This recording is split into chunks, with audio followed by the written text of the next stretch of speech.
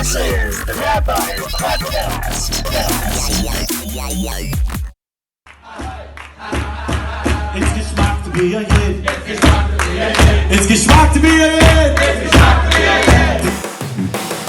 Hello to everybody out there. This is none other than the Rabbis Podcast. Today is a very, very, very special event for multiple reasons, but it is the 100th episode of the Rabbis Podcast. We have Rabbi Beryl Gershenfeld Shlita, who has many, many accolades that follow his name. Rabbi Gershenfeld, we are so honored to have you here. How are you doing today?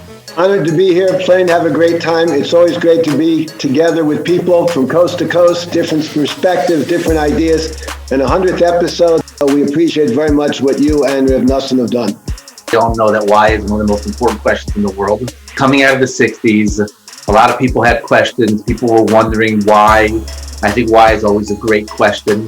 And it was such a positive time. But nowadays, I feel the opposite. Right, I've heard from Rav Bowman. He said that he had heard of the advantage of Bali Tshuva, of seeing things fresh. That every Yid should know, should be familiar with, at least an inkling of understanding. Why am I putting on tefillin in the morning?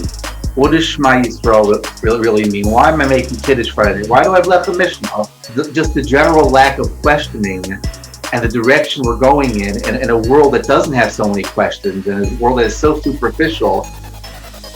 The question why is lacking, and it's sorely lacking in our community. Are you seeing that in your yeshivas also? Very much so, and very much so through Meor.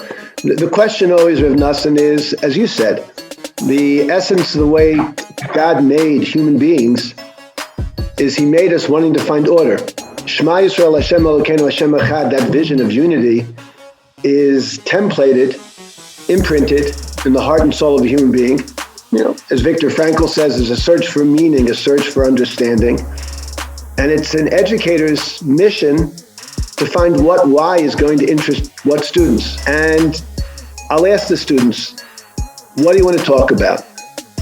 Should we talk about proofs of God? Should we talk about why there was a Holocaust? Should we talk about the state of Israel and Zionism? About 80% of the students say, we want to understand the minhagim at the houses, but they want to know why. Why are we doing Jewish action?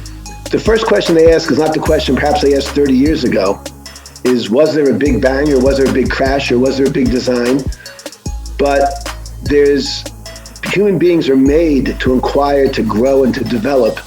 Our job as educators is, okay, as you're saying, what engages your mind?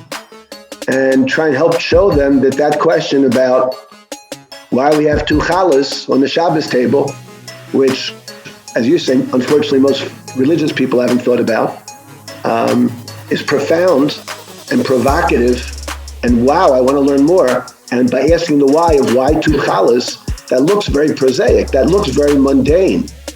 But when you give an answer that's powerful and mind-expanding, guess what? Everybody wants to ask a second why, and a third why, and a fourth why. So the job of educators is always take the why the student has, give them a dynamic and relevant answer, and now guess what? They're going to want to come back, and you can't stop them from asking questions. And that's the aleph beis of everything, Rav Nosson. That's what we're trying to search for and go for all of us in our different ways. But the essence of education is to recognize that the first step of the aleph beis, the first step of life, is to figure out where the world is, what people are talking about, what bothers and concerns people, and then we can keep going and growing. It happened once by Purim, I was by Rav Volba. Somebody asked him, what's the stupidest question you ever asked, Rebbe?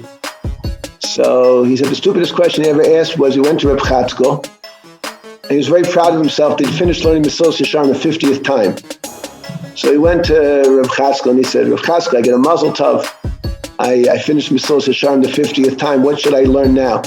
Rav Volba said the minute the words were out of his mouth, he knew it was a stupid question. But Reb Chatzkel looked at him and said, do you understand it yet? He said, no. He said, well, maybe you should learn the 51st.